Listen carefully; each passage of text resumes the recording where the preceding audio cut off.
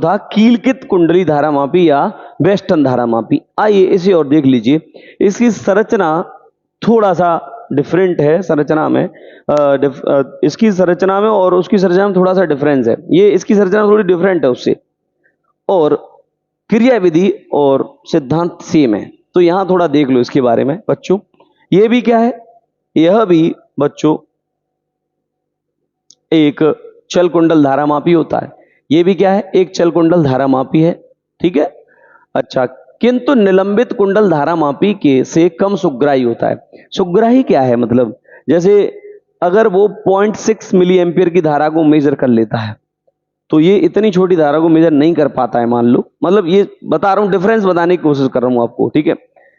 तो ये 5 milli ampere तक नाप पाता है और वो मान लो 6 तक नाप पा रहा है, तो उसकी सुग्राह्यता ज्यादा मानी जाएगी। इस प्रकार से सुग्राह्यता समझते हैं। तो हमने कहा ये वाला भी धारा मापी जो निलंबित कुंडल धारा मापी से, यानी चल जो वेस्टर्न धारा मापी है वो निलंबित कुंडल धारा मापी से थोड़ा सा कम सुग्राही है, किंतु सुविधाजनक ज्यादा है। यानी ये इसमें कोई ज्यादा परेशानी वाली बात नहीं है। उसमें लैंप स्केल व्यवस्था से मेजर करते हैं उसमें, तो वो थोड़ा दिक्कत करता है। यहाँ पे सीधा संकेतक लगा हुआ है, ठीक है। तो लेकिन ये क्या है, ये सुविधाजनक है। इसमें एल्यूमिनियम के फ्रेम पर पतले तारों को पृथक कर लपेट कर बनाई गई कुंडली प्रयुक्त होती है। इसमें एक एल्यूमिनियम के फ्रेम पर तांबे के तारों को लपेट करके एक कुंडली बनाते हैं और वो कुंडली इसमें लगी रहती है। ये कुंडली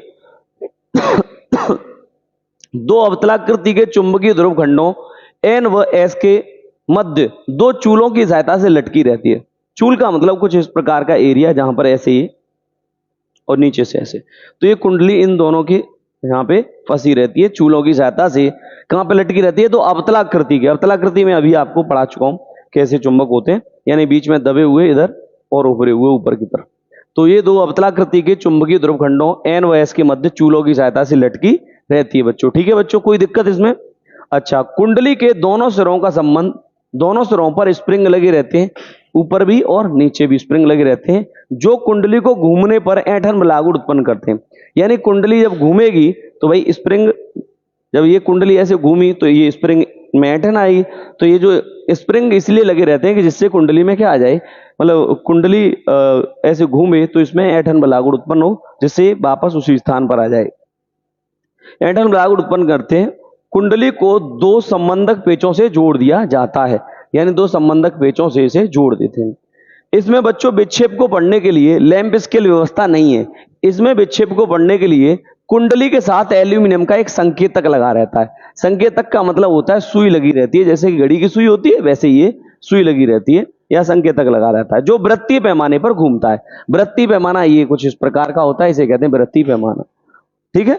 जिसकी सहायता से, यानी इसकी सहायता से हम क्या कर लेते हैं बच्चों, धारा का मान पढ़ लेते हैं। अब ये सीधा सीधा धारा का मान बताता है, 0, 10, 20, 30 जो भी हो, ठीक है। तो ये थे बच्चों आपके चल कुंडल धारा मापी, जो कि आपने खूब डिटेल में दोनों को पढ़ा, ठीक है। अगर आपने ये ढंग से तैयार कर लिया तो इसमें आपको कोई परेशानी नहीं होने वाली।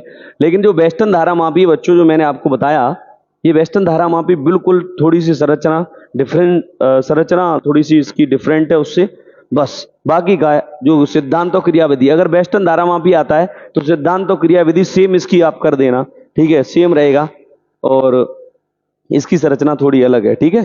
तो उम्मीद है आप लोगों को समझ में आया होगा। Thanks for watching, bye bye बच्चों, टेक केयर, मिलते हैं नेक्स्ट वीडियो में।